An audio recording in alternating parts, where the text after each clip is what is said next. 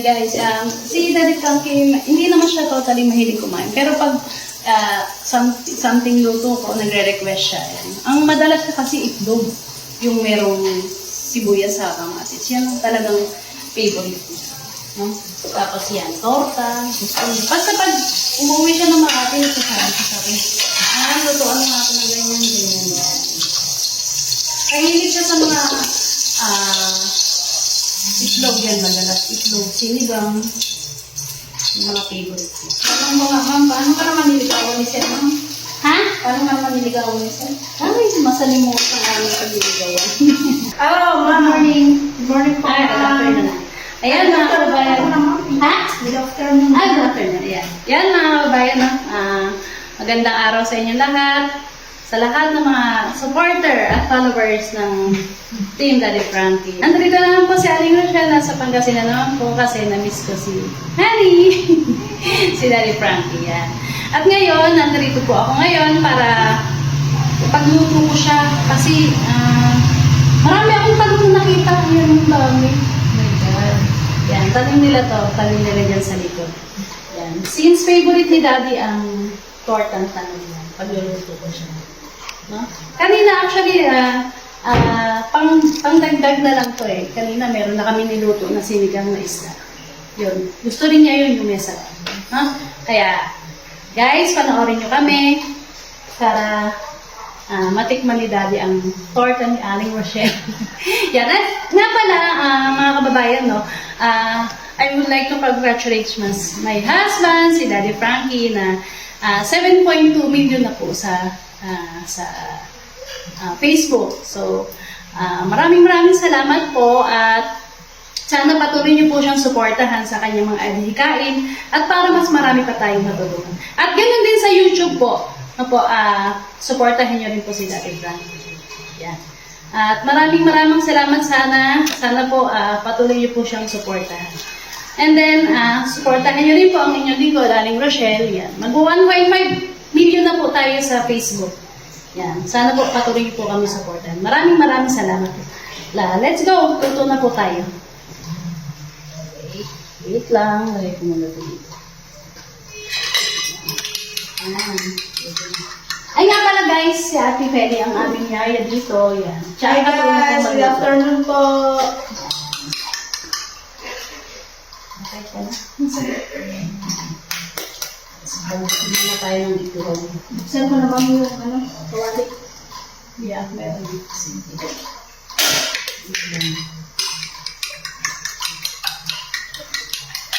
Dagdag lang tayo ng pagkinis.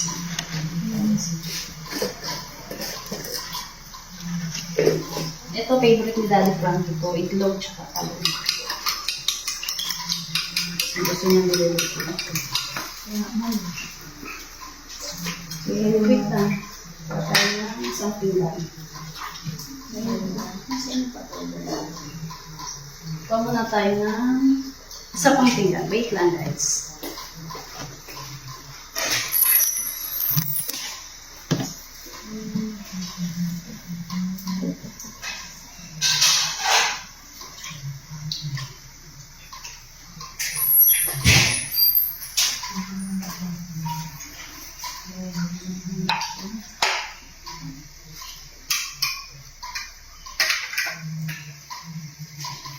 Ito ako magluto ng talong guys. Iihaw siya.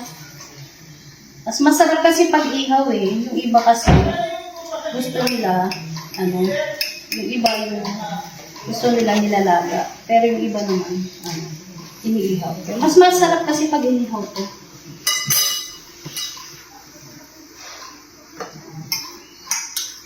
Sarap ang talong dito guys kasi tanim nila dito sa likod. Matamis. Yan, matamis pag talagang sarili nila. Kutsara. Kutsara din. Hindi. Wait. Ako na ako.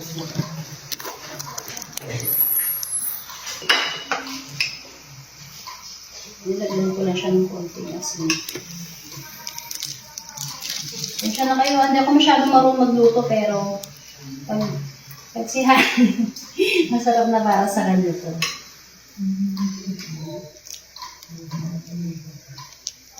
guys, ano bang favorite yung pagkain? Sana matignan na rin yun. Important talong may halo ko siya. Sana natin natin.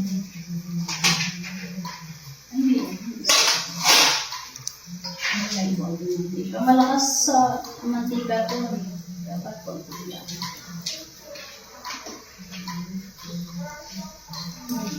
Yan.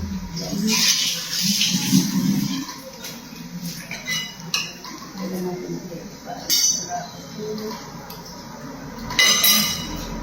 Pinanong natin ah.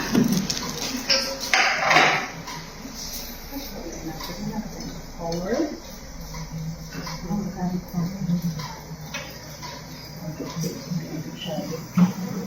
Hindi masyadong malakas ang apple.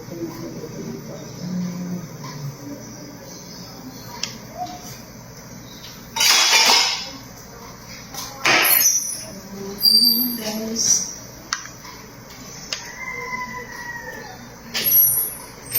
So, may medyo malilit ang talong natin kaya ang gagawin.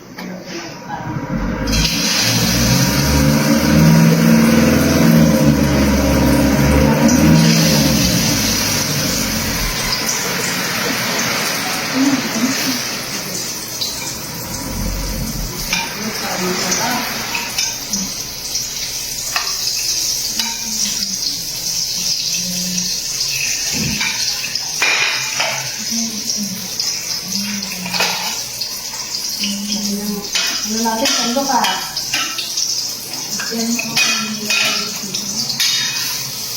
Ito kasi mga sandok natin, yung time na meron pa kanina. Resto sa dati.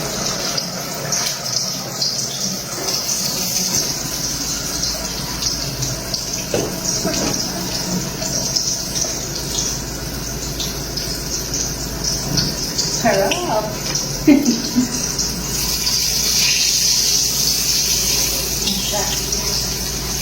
Daan dito malaki.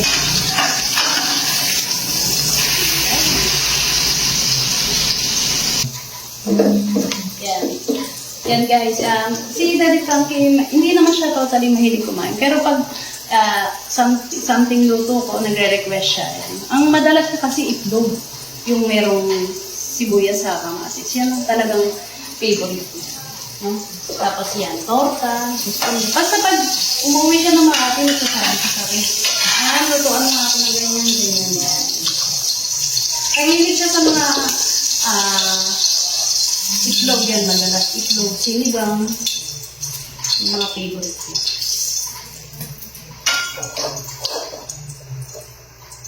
Si Frankie, alam mo sa si Frankie kasi masarap magluto eh. So, minsan,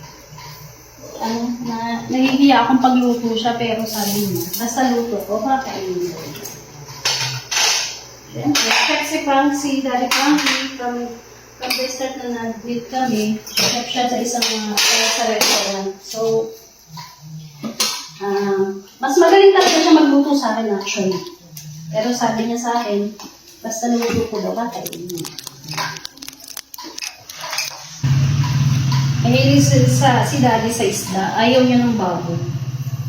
Kasi gusto pa daw humaba yung buhay niya. Wala naman totally si Frankie. Si Daddy Frankie. Mahilig lang siya sa mga isda talaga. Isda, gulay yan. Favorite niya. Pag umuwi siya ng Makati, parati niya request sa akin gulay. Gulay, isda. Yun lang. Ayaw niya talaga ng baboy. Hindi siya mahilig. Naingat si Daddy sa pagkain. Ang nag-report ako ganyan, 1:1 talaga yan.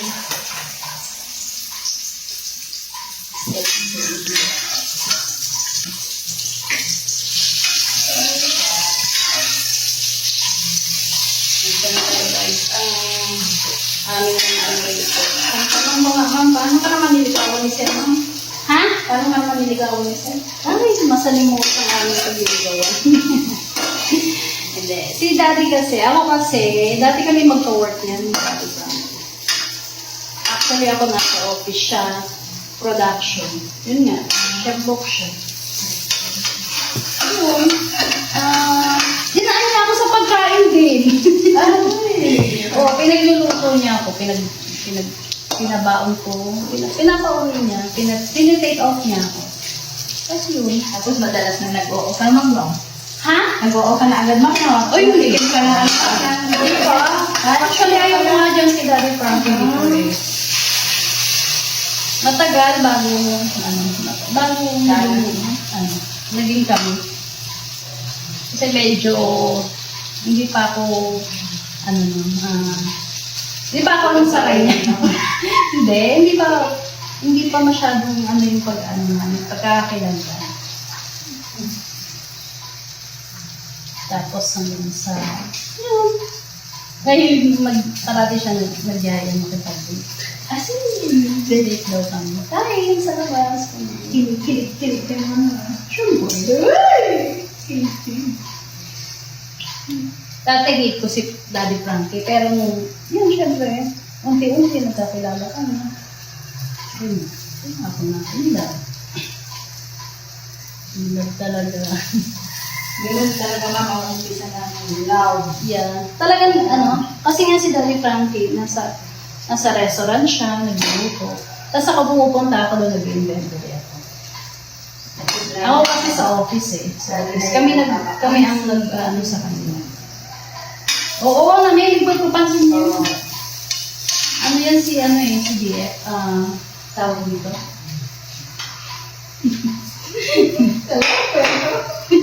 Sorry. Nakilig talaga ako. Kilig pala, guys. Alam mo, guys, wala na akong masama, guys. Kaya magkwento-kwento kami, guys.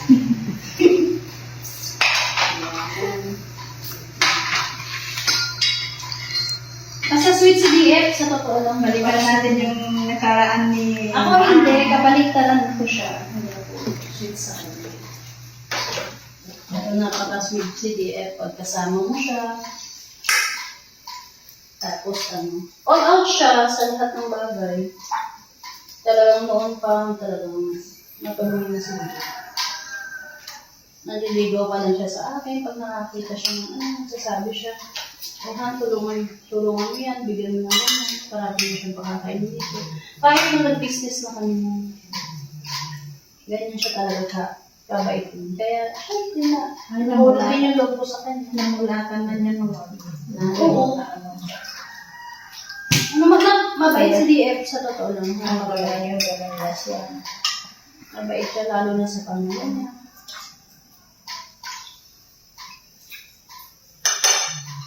Hindi madamot si DF. Napakabait na tao. Kaya, hindi. Kaya, na si Lola mo. Ganun siya magmahal. Paano yung inlove ko?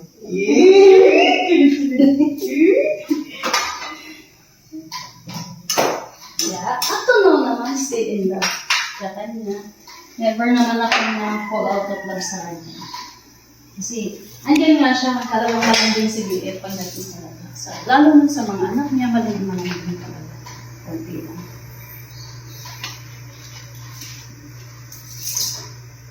Sobrang malambing.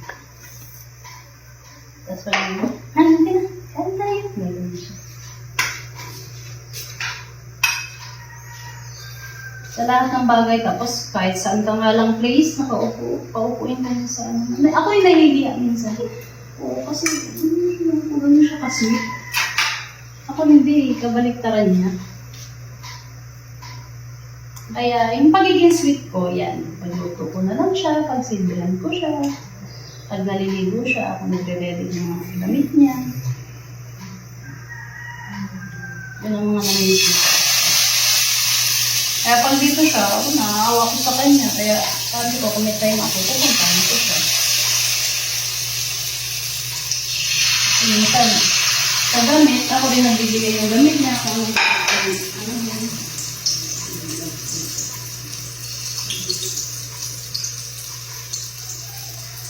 Ako talagang mag-prepare ng gamit niya. Dito lang, pag siya lang dito, yan, pag wala ako, siya talaga. Wala siyang gamit. Kaya ako nandito para pagsilbihan ko siya. Kasi, minsan lang naman ako nandito eh.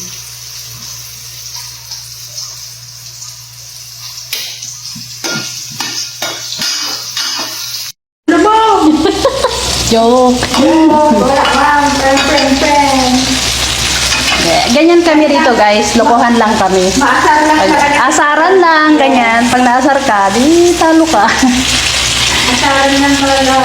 Grabe di kayo mag-asar. Ayan, isa yung sa amin ni Daddy Frankie. Pero, minsan mapang-asar yun. Minsan kahit naman ako eh. Diba?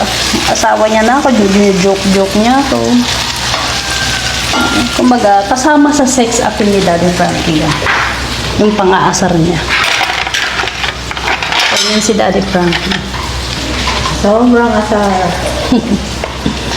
Joke lang na yun. Siyempre, di ba?